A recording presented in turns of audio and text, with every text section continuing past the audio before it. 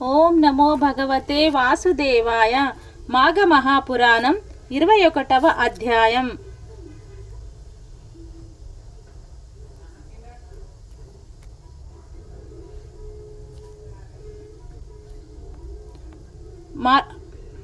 మాఘపురాణం 21వ అధ్యాయం. గత్రుమద మహర్షి జజ్ఞమునితో మాట్లాడుతూ శ్రీ మహావిష్ణువు శివుడిని స్తుతిస్తూ, శంకరా, నీవు నాతో సమానుడవు, మన మధ్య ఎటువంటి భేదమూ లేదు, సర్వపూజ్యుడవు, సర్వవ్యాపకుడవు, సర్వోత్తముడవు, సర్వవ్యాపివి, సర్వాత్ముకుడవు అని అన్నాడు. ఆ తర్వాత నారదుడు శివుని స్తుతిస్తూ కూపాంతర్నాశేష కాదాభిగుప్తం అగోచరం నిర్మల మేక రూపం అని మొదలుపెట్టి శివుని అనేక లక్షణాలను స్తుతించాడు. అప్పుడు శ్రీ మహావిష్ణువు జజ్ఞమునితో ఈ సంఘటన వివరిస్తూ, బ్రహ్మ, శివుడు, నేను ముగ్గురం ఒకే తత్వం నుండి వచ్చాము. వారమని మన మధ్య ఎటువంటి భేదం లేదని వివరించాను. అయినా భేదం ఉందని వాదించి అవహంకారం పండితులకు కోసం ఈ సంఘటన జరిగింది. మాఘమాస వ్రతం ఆచరించే వారికి ఈ విషయం తెలుసుకోవాలి. అజ్ఞానంతో దోషం చేయకూడదు. బుద్ధిమంతులు సత్వగుణ ప్రధానుడై విష్ణువును భావించి జ్ఞానులై ముక్తి పొందాలి. అజ్ఞానులు మాఘమాస వ్రతం ఆచరించి జ్ఞానులై ఇహపరలోకములో సుఖించాలి. అహంకారం దుఃఖం కలిగిస్తుంది. త్రిమూర్తులకు కూడా అది తప్పదు. గర్వంతో అశక్తుడైన వారిని నాక్షేపిస్తారు. సర్వసమర్థుడవైన వాని శక్తికి అంతా లోబడి ఉంటుంది. పరమాత్మకు అహంకారం ఉండదు, ఎందుకంటే ఏదియూ ఆయనను మించినది లేదు. జ్ఞానం కలవానికి భగవంతుడినే ఈ సంఘటన ద్వారా మనకు అహంకారం కూడదని తెలిపాడు. కాబట్టి గర్వం, సిగ్గు, అభిమానం విడిచిపెట్టి బుద్ధిమంతుడు మాఘమాస వ్రతం ఆచరించి విష్ణు కథలను విని తరించాలి. యథాశక్తి దానం చేసి సాటివారి యందు దయా ప్రేమ చూపి సర్వాత్మకుడనే దయా విశేషం పొందాలి అని చెప్పాడు. ఇది మాఘ మహాపురాణం. శివుడు స్తుతించే అధ్యాయం. శివస్తుతి. శ్రీ మహావిష్ణువు చేసిన శివ ప్రశంస. నారదుని శివస్తుతి. గత్రుమద మహర్షి జజ్ఞమునితో మరియు నిట్లనను విష్ణువు చేసిన స్తుతిని విష్ణువు శివుని చూసి ఇట్లనను, శంకరా, నీవు నాతో సమానుడు, మన ఇద్దరికీ భేదం లేదు. నా వలనే సర్వ పూజుడువు, సర్వ వ్యాపకుడువు, సర్వాత్ముడువు, సర్వవ్యాపివి, సర్వాత్ముడవు సుమా అని ఇట్లు స్తుతించాడు. విష్ణుకృత శివస్తుతి. శంభో భవనార్క హిమాంశు నగ్ని వేత్రత్రయస్తే కిలాలోకకర్త తదా సమస్తమర పూజయాతాంగ్రి సంసేవ్యమాన స్ఫురాయగిదాంబే వచస్థితి కించతత్వ మిత్ర భేదస్తే అచ్వంహం త్వాం సురనాద సత్యాం వేదాంత వేద్ర ప్రముఖ నిశాం రంసాద్య న్యాసీర స్వర్గ విముక్తి హేతుం వదంతి తద్వాత్ సుభజంతి శంభో ప్రయాంతి ముక్తించాతివ ప్రసాదం సర్వభేద వినిర్ముక్తం సర్వభేదాశ్రయం భవాన్ త్వంత్వారిష్టాయ లోకేశ్వన్ మహాదేవో మహేశ్వరః త్వమేవ పరమానంద స్వమే భవాబ్దాయకాః త్వమవకర్గం పరబ్రహ్మ త్వమేవ హి నిరంజనాః శివస్తగతాః సూక్ష్మాః ప్రబ్రహ్మా విదావసి ఋషీణాంచ వశిష్ఠస్యం వ్యాసో వేద నిధిమసి సంఖ్యానాం కపిలో దేవాః రుద్రానమపి శంకరాః ఆదిత్యానమోపేంద్రస్యం వసూనాం చ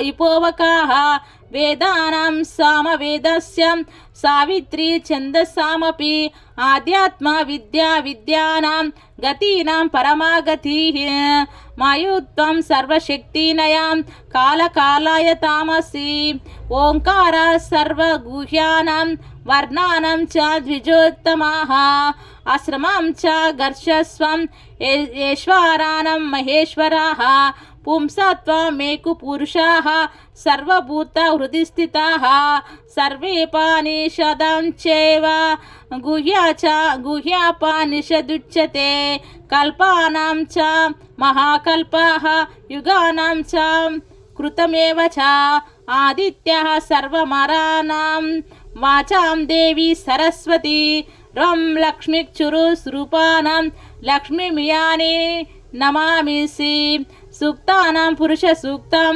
బ్రహ్మాసి బ్రహ్మవేదీనాం సావిత్రి చాసి జాహ్యారం యశూజం యశ శతరుద్రాణ్య పర్వతానాం మహామేరుం అనంతో యోగీనామపి సర్వేషాం పరబ్రహ్మచన్మయం సర్వమేన హి యరైవాక్తం త్వం హి సర్వముక్తేషు శంకరాః. శంకర, నీకు నాకును భేదమే లేదు. వేదాంతవేత్తలకిది స్పష్టముగా తెలియను. నేను నారదునకు నీ మహిమను చెప్పగా నతడు నీ అనుగ్రహమకై తపము ఆచరించి నిన్ను దర్శింపనందెను. నీవు అతడిని అనుగ్రహించితివి. అతడు నిన్నెట్లు స్తుతించెనో గుర్తున్నదా? మరలా స్మరింపుము. కూపాంత నాశేషాం కదాభిగుప్తం అగోచరం నిర్మలమేకరూపం అనాది మధ్యాంతం మనంతమాద్యం నమామి దేవాంతమానాః పరస్తరం. రం దేవాక పశ్యంతి జగత్సృతిస్థం వేదాంత సునిశ్చతారః అనంతమాత్రం ప్రణమాభిధానం చదేవ రూపం శరణం ప్రపత్తే అశేషభూతాంతర సన్నివిష్టాం ప్రభావతాయోని వియోగహేతుం తేజోమయం జజ్ఞ వినాశినహీనం ప్రాణాభిధానం ప్రణతోస్మి దరూపం ఆద్యంతహీనం జగదాత్మభూతం విభిన్న సంస్థం ప్రకృతే పరస్తాత్ కూటస్థమవ్యక్తపాప్ తదైవ నమామి రూపం పురుషాభిధానం సర్వాశ్రమం సర్వజగద్విపదం సర్వతానం సర్వమత విప్రవిష్టం సూక్ష్మం విచిత్రం త్రిగుణం ప్రసన్నం తనతోస్మి తే రూపమూలెక్తు భేదం అంద్యం మహాత్మ్యే పురుషార్థ రూపం ప్రకృతైవస్తం త్రిగుణాత్మ బీజం ఐశ్వర్య విజ్ఞాన విరాగరత్నై మన్వితాం దేవనాథోస్మి రూపం ద్విసక్త లోకాత్మ సంభూ సంస్థాం విచిత్ర భేదం పురుషైకరాధం అనంతభూతైరధివాసితంతే వతే సృహం తజ్ఞ గంధస్థంస్థః అశేష దేవాత్మికమేకద్యామాద్యం స్వతేజసారూపిత లోకద్వేదం త్రిలోకహేతుం పరమార్థరూపం నమామ్యహం త్వం రవిమండలస్థం సహస్రమూర్తానమనంత శక్తిం సహస్రబాహుం పురుషం పురాణం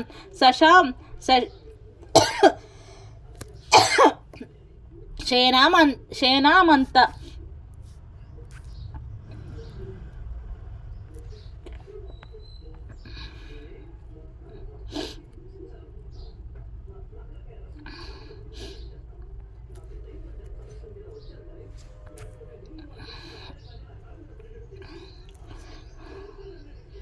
అంత్యం మహత్నే పురుషం రూపం ప్రకృతైవస్తం త్రిగుణాత్మ బీజం ఐశ్వర్య విజ్ఞాన విగారగ ధర్మస్వమన్వితం వేదనాథోస్మి రూపం ద్వివసప్త లోకాత్మబంబుం సంసం విచిత్రభేదం పురుషైకరాధం అనంత భూతైరాదివాసంతంతే వతోస్ఫురం తజ్ఞగంధం సంస్థం అశేష దేవాత్మకమేకమద్యం స్వదేశసారూపహితం లోకం వేదం త్రికాలహేతుం పరమాత్మరూపం నమామ్యహం త్వం రవిమండలస్థం సహస్రమూర్తానమంత శక్తి సహస్రాబాహుం పురుషం పురాణం శయనామంతఃస్థలే తదైవ నారాయణఖ్యం ప్రణతోస్మి నిత్యం దష్టాకారాలం త్రిదశాదినత్యం యుగాంతకాలవం కాలరూపం అశేష రూపాంట వినాశహేతుం నమామి రూపం తవ కాల సగ్నం పానసహస్రేణ విరాజమానం భగేంద్రమక్తేరవి పూజ్యమానం జనార్దన ప్రీతి మహత్కారం త్వం సతో స్మిరూపాంప శేషం సజ్ఞం అన్యః తైవ స్వర్వమజ్ఞాననేత్రం బ్రహ్మమృతానంద రవజ్ఞమేకం యుగాంతశేషం విదృశ్యమానం నతోస్మ్యూహం త్వంవేవ తిరుద్రసంఖ్యం ప్రక్షీణశోకం విమలాం పవిత్రం సురాసురేక్షేత పాదయుగ్మం మకో మాం ఇంద్ర సుషేంద్రహేనం నమామ్యహం తమాకిలాభినాథం చతుర్భుజాం శూలమృతంగి పానిం ప్రయత్నతే భక్తవార ప్రదానం వృషభధ్వజం త్వాం గిరిజారహే దేహం వజోస్పృహాన్ దేవ కృపాకరేశం. శంకర, నారదుడు చేసిన అమోఘమైన ఈ స్తుతిని విని నీవు మిక్కిలి సంతోషించి తిని మునులు అందరూ స్తోత్రములు చదువుచు నిన్ను సేవించిరి కదా. కావున నీకును నాకును బ్రహ్మకును భేదం లేదు.